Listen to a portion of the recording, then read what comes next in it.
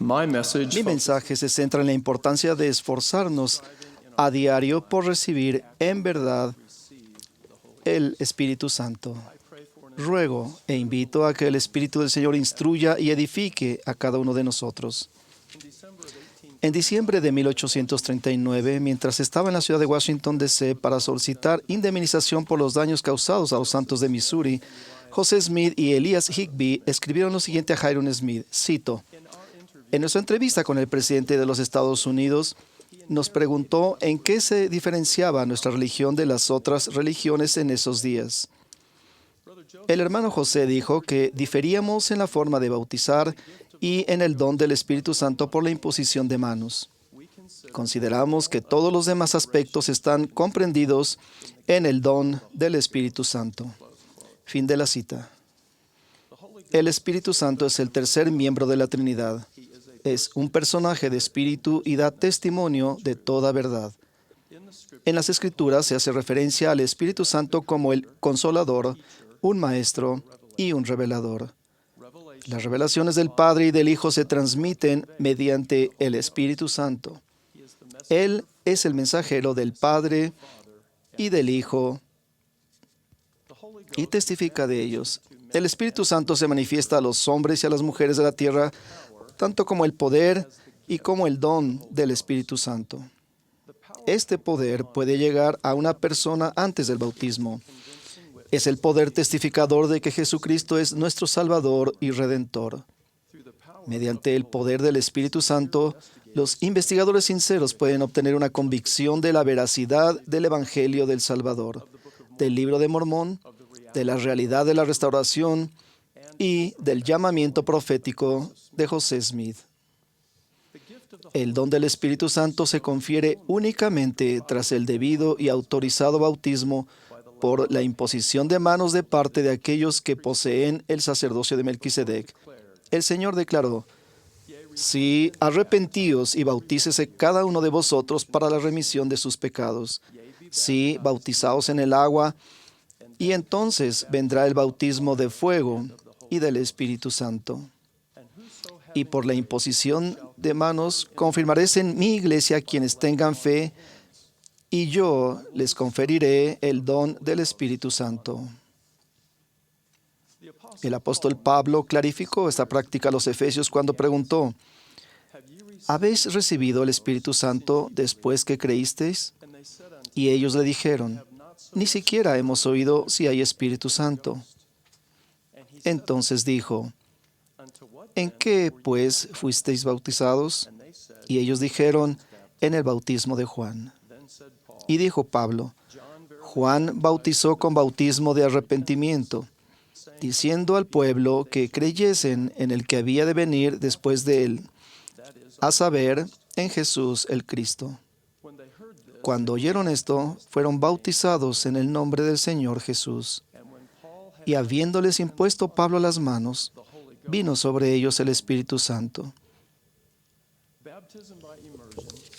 El bautismo por inmersión es la ordenanza preliminar del Evangelio a la que debe seguir el bautismo del Espíritu a fin de que sea completa. El profeta José Smith explicó que, y cito, el bautismo es una ordenanza santa preparatoria para recibir el Espíritu Santo. Es el conducto y la llave por medio de los cuales se puede administrar el Espíritu Santo. El don del Espíritu Santo por la imposición de manos no se puede recibir por medio de ningún otro principio que no sea el principio de la rectitud. Fin de la cita.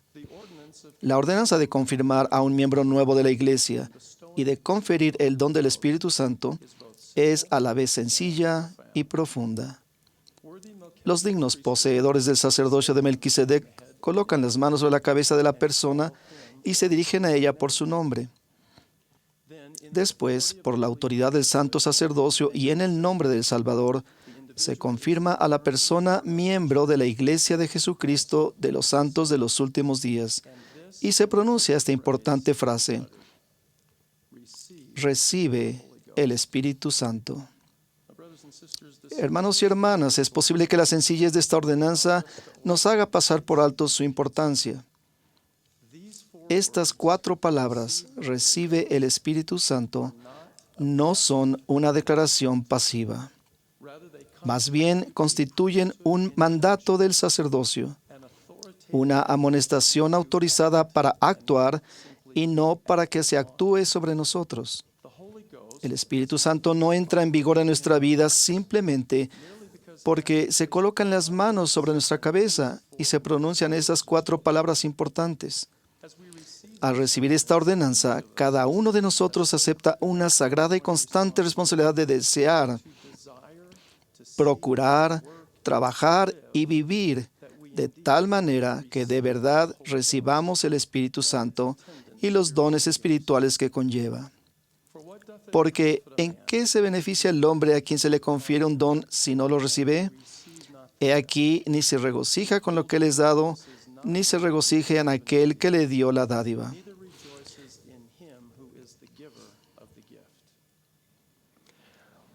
¿Qué debemos hacer a fin de que esta amonestación autorizada de procurar la compañía del tercer miembro de la Trinidad se convierta en una constante realidad? Permítanme sugerir que necesitamos, 1, desear sinceramente recibir el Espíritu Santo. 2, invitar debidamente al Espíritu Santo a nuestra vida. Y 3, obedecer fielmente los mandamientos de Dios. Debemos primeramente desear, anhelar y procurar la compañía del Espíritu Santo. Ustedes y yo podemos aprender una gran lección sobre los deseos justos de los fieles discípulos del Maestro que se describen en el Libro de Mormón. Y los 12 instruyeron a la multitud y he aquí, hicieron que la multitud se arrodillase en el suelo y orase al Padre en el nombre de Jesús.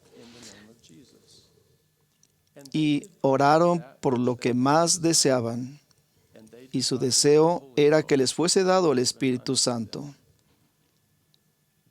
¿Nos acordamos del mismo modo de orar ferviente y constantemente por lo que más deseamos, aún el Espíritu Santo? ¿O estamos, hermanas y hermanos, distraídos por las preocupaciones del mundo y la rutina del diario vivir y pasamos por alto o incluso descuidamos este don que es el más valioso de todos los dones? El recibir el Espíritu Santo empieza con nuestro sincero y constante deseo de tener su compañía en nuestra vida. Podemos recibir y reconocer más fácilmente el Espíritu del Señor si lo invitamos debidamente a nuestra vida. No podemos obligar, ejercer coerción o mandar al Espíritu Santo. Más bien, debemos invitarlo a nuestra vida con la misma bondad y ternura con la que Él nos trata. Nuestras invitaciones para tener la compañía del Espíritu Santo ocurren de muchas maneras: al hacer convenios y cumplirlos, al orar sinceramente de manera personal y con la familia, al escudriñar diligentemente las Escrituras, al fortalecer las buenas relaciones con familiares y amigos, al procurar pensamientos, actos y palabras virtuosos, y al adorar en nuestros hogares, en el Santo Templo y en la iglesia. Por el contrario, el quebrantar convenios y compromisos o nuestra indiferencia hacia ellos, el no orar y estudiar las Escrituras y los pensamientos, actos y palabras inapropiados hacen que el Espíritu se aleje de nosotros o que nos evite totalmente. Así como el rey Benjamín enseñó a su pueblo: y ahora bien, os digo, hermanos míos, que después de haber sabido y de haber sido instruidos en todas estas cosas, si transgredís y obráis contra lo que se ha hablado, de modo que os separáis del Espíritu del Señor, para que no tenga cabida en vosotros para guiaros por las sendas de la sabiduría, a fin de que seáis bendecidos, prosperados y preservados. El obedecer fielmente los mandamientos de Dios es esencial para recibir el Espíritu Santo. Se nos recuerda esta verdad cada semana al escuchar las oraciones sacramentales y al participar dignamente del pan y del agua. Al prometer que estamos dispuestos a tomar sobre nosotros el nombre de Jesucristo, a recordarle siempre y a guardar sus mandamientos, se nos promete que siempre podremos tener su Espíritu con nosotros. Por lo tanto, todo lo que el Evangelio del Salvador nos enseña a hacer y a llegar a ser, tiene como fin bendecirnos con la compañía del Espíritu Santo. Consideremos las razones por las que oramos y estudiamos las Escrituras. Sí, anhelamos comunicarnos en oración con nuestro Padre Celestial en el nombre de su Hijo. Y sí, deseamos obtener la luz y el conocimiento disponible en los libros canónicos. Pero, por favor, recuerden que estos hábitos santos son, ante todo, maneras por las que siempre recordamos a nuestro Padre Celestial y a su amado Hijo, y que son requisitos para tener la compañía constante del Espíritu Santo. Reflexionen en las razones por las que adoramos en la casa del Señor y en nuestras reuniones del día de reposo. Sí, prestamos servicio en el templo por nuestros familiares fallecidos y por nuestras familias y amigos en los barrios y en las ramas en donde residimos. Y sí, disfrutamos de la recta jovialidad que encontramos entre nuestros hermanos y hermanas. Pero ante todo, nos reunimos en unidad para procurar las bendiciones y la instrucción del Espíritu Santo.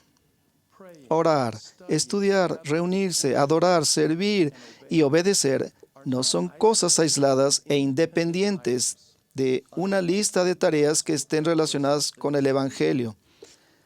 Más bien, cada una de estas prácticas rectas es un importante elemento de una imperante búsqueda espiritual para cumplir el mandato de recibir el Espíritu Santo. Los mandamientos de Dios que obedecemos y el inspirado consejo de los líderes de la iglesia que seguimos se centran principalmente en obtener la compañía del Espíritu. Básicamente, todas las enseñanzas del Evangelio y actividades se centran en que recibamos el Espíritu Santo en nuestras vidas. Ustedes y yo debemos esforzarnos por ser como los jóvenes guerreros que se describen en el libro de Mormón, quienes procuraron cumplir con exactitud toda orden. Sí, y les fue hecho según su fe, y son diligentes en acordarse del Señor su Dios de día en día. Sí, se esfuerzan por obedecer sus estatutos y sus juicios y sus mandamientos continuamente. El Señor ha declarado que la Iglesia de Jesucristo de los Santos de los últimos días es la única iglesia verdadera y viviente sobre la faz de toda la tierra. Esta iglesia restaurada es verdadera porque es la iglesia del Salvador. Él es el camino y la verdad y la vida. Y es una iglesia viviente debido a las obras y los dones del Espíritu Santo. Cuán bendecidos somos por vivir en una época en la que el sacerdocio está sobre la tierra y podemos recibir el Espíritu Santo. Varios años después de que el profeta José Smith fuera martirizado, se apareció al presidente Brigham Young y compartió este eterno consejo. Cito: diga a la gente que sea humilde y fiel y se asegure de conservar el Espíritu del Señor, el cual le guiará con rectitud. Que tengan cuidado y no se alejen de la voz apacible. Esa les enseñará lo que deben hacer y a dónde ir. Les proveerá los frutos del reino. Diga a los hermanos que tengan el corazón dispuesto al convencimiento, a fin de que cuando el Espíritu Santo llegue a ellos, su corazón esté listo para recibirlo. Pueden discernir al Espíritu del Señor de cualquier otro espíritu, pues Él susurrará paz y gozo a su alma, y les quitará del corazón toda malicia, odio, envidia, contiendas y maldad. Y todo su deseo será hacer el bien, fomentar la rectitud y edificar el reino de Dios. Diga a los hermanos que si siguen al Espíritu del Señor, les irá bien. Fin de la cita. Ruego que deseemos sinceramente e invitemos debidamente al Espíritu Santo a nuestra vida diaria. Ruego también que cada uno de nosotros obedezca fielmente los mandamientos de Dios y que de verdad recibamos el Espíritu Santo. Prometo que las bendiciones que el profeta José Smith le describió a Brigham Young son pertinentes y que las puede lograr toda persona que escuche o lea este mensaje. Doy testimonio de la realidad viviente del Padre y del Hijo. Testifico que el Espíritu Santo es un revelador, un consolador y el Maestro óptimo de quien debemos aprender. Y testifico que las bendiciones y los dones del Espíritu están en funcionamiento en la restaurada, verdadera y viviente Iglesia de Jesucristo en estos últimos días. De ello testifico, en el sagrado nombre del Señor Jesucristo. Amén.